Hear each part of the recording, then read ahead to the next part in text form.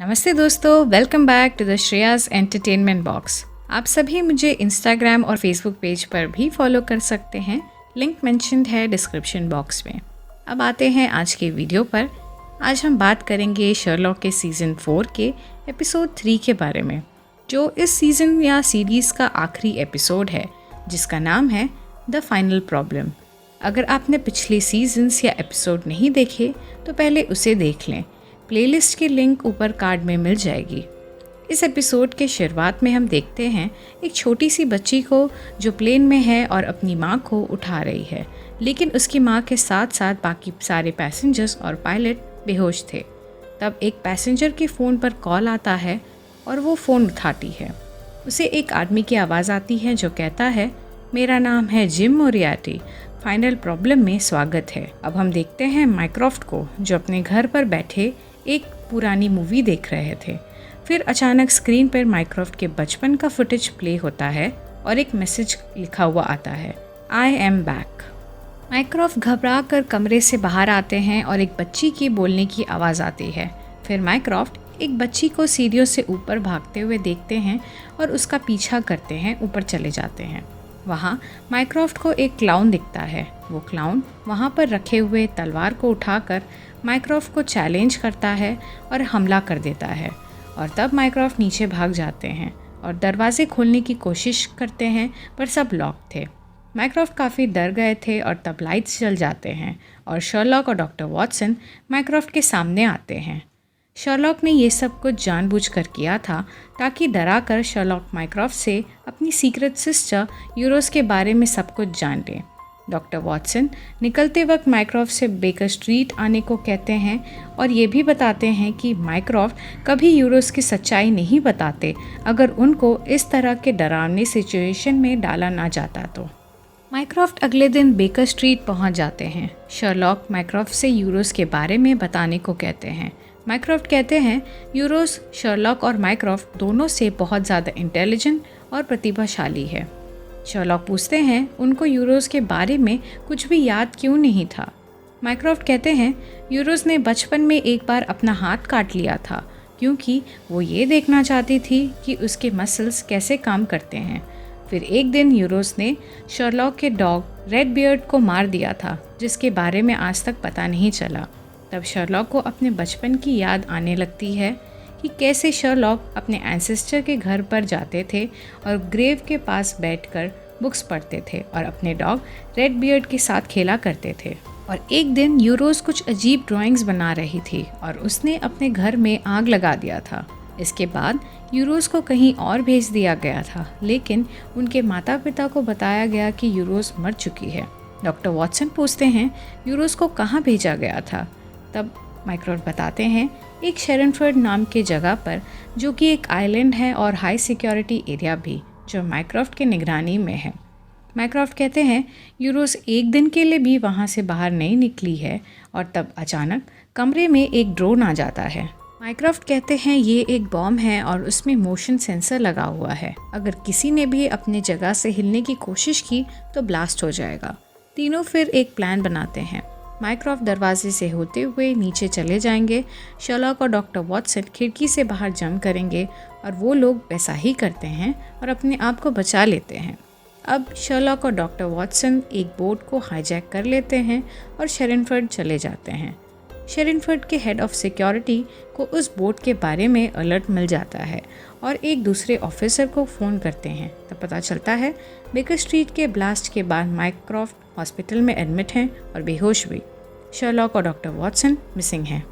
शेरनफर्ड के security guards और doctor Watson और एक बूढ़े आदमी को पकड़ लेते हैं और ऊपर से सैंड पर लिखा हुआ एक मैसेज दिखता है, मेरी सिस्टर को बता दो मैं यहाँ हूँ। सिक्योरिटी हेड को लगता है कि वो डॉक्टर वॉटसन और शर्लॉक हैं, इसलिए एक सेल में ले जाकर पूछताछ करते हैं। फिर एक सिक्योरिटी गार्ड को कार्ड देकर यूरोस को जाकर देखने के लिए कहते हैं। सिक्योरिटी हेड उस बूढ़े आदमी को अपना मुखौटा उतारने को कहते हैं और पता चलता है वो माइक्रॉफ्ट हैं और जिस सिक्योरिटी गार्ड को कार्ड दिया था वो शर्लॉक थे। शर्लॉक यूरोस के पास पहुंच जाते हैं जहां वो एक ग्लास से कवर्ड कमरे में लॉक थी। शर्लॉक यूरोज से उसके बचपन के बारे में कुछ बातचीत करते हैं और बार बार पूछने लगते हैं कि कैसे यूरोज वहाँ से बाहर निकलने में सफल हुई। यूरोज शर्लॉक को उसके पास आने को कहती है और शर्लॉक का हाथ पकड़ लेती है। इसका मतलब ये कि वहाँ कोई ग्लास था ही नहीं और फिर यूरोज शर्लॉक पर हमला कर देती है।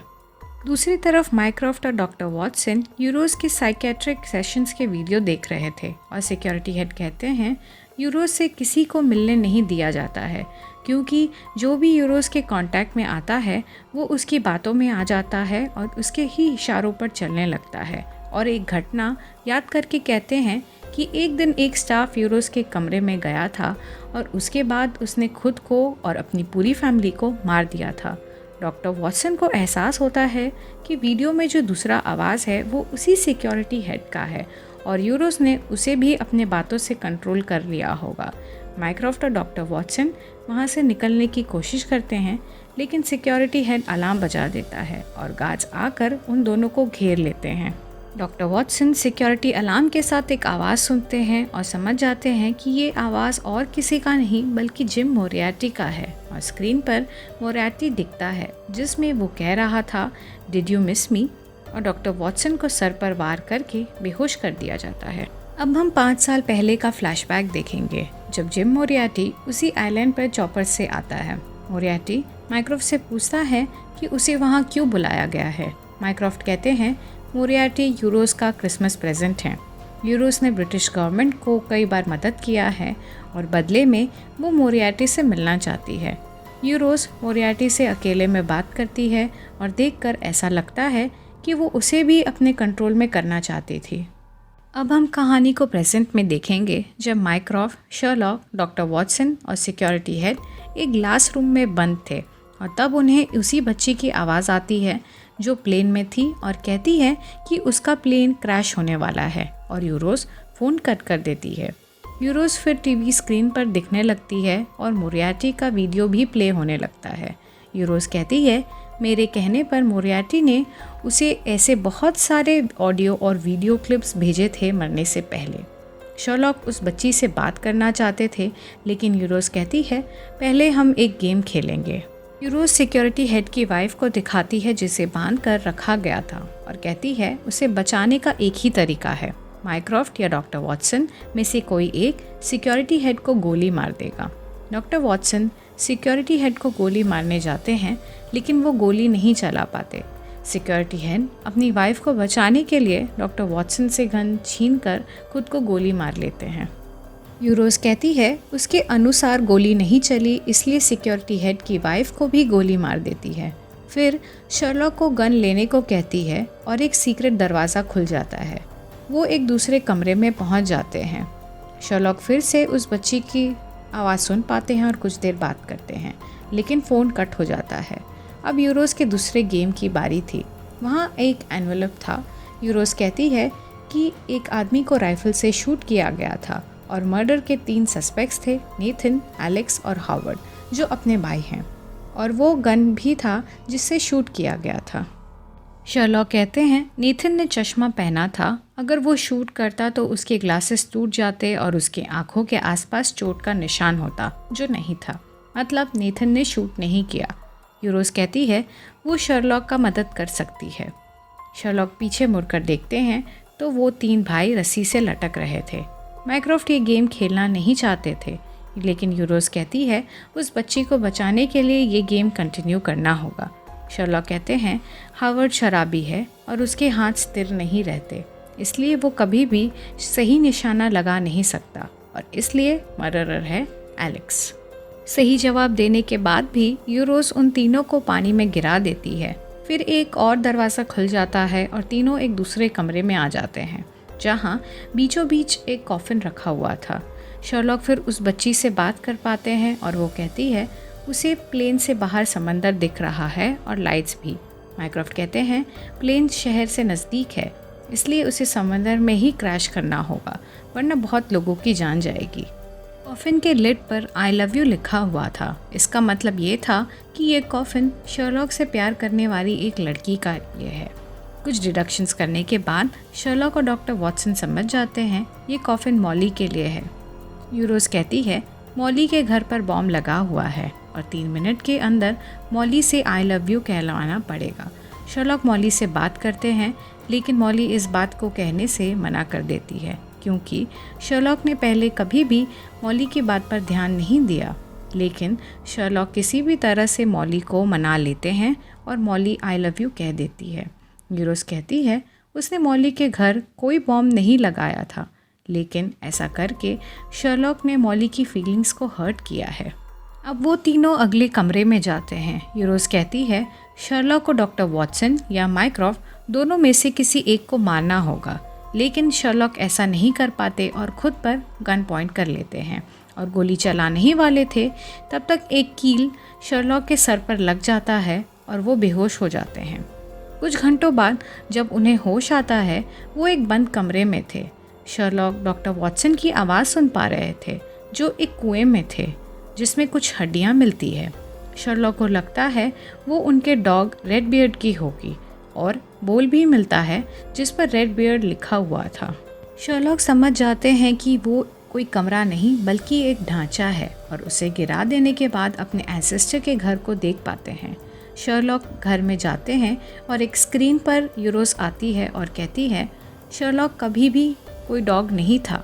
शर्लॉक को याद आता है कि बचपन में उनका एक बेस्ट फ्रेंड था जिसका नाम था विक्टर ट्रेवर और शर्लॉक पूरे दिन विक्टर के साथ ही खेलते थे और उसी का निकनेम था रेड बियर्ड। यूरोस अकेली पड़ जाती थी और उन दोनों के दोस्ती से जलती थी, इसलिए यूरोस ने विक्टर को मार दिया था। डॉक्टर वॉटसन कहते हैं वो बोन किसी डॉग का नहीं है बल्कि एक इंसान का है। यूरोस हमेशा एक गाना गुनगुनाया करती थी और उस समय भी वही गाना गुनगुना रही थी। शर्लॉक समझ जाते हैं कि वो गाना दरअसल एक कोडेड मैसेज है। शर्लॉक उस कोड को डिकोड कर लेते हैं और उसमें ये मैसेज था कि यूरोस को शर्लॉक की मदद चाहिए।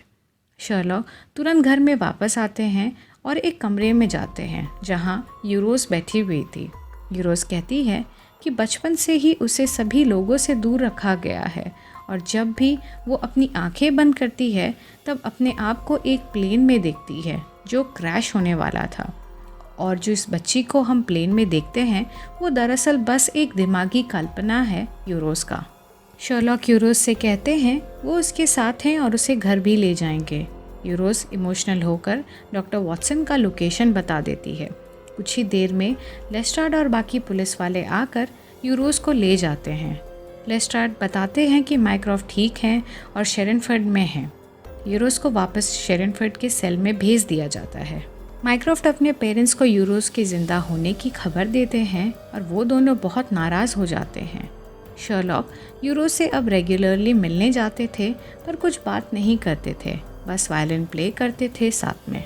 शर्लॉक और डॉक्टर वॉटसन वापस बेकर स्ट्रीट आ जाते हैं और अपना घर रिपेयर कराते हैं। डॉक्टर वॉटसन को फिर एक सीडी मिलता है जिस पर लिखा हुआ था मिस यू।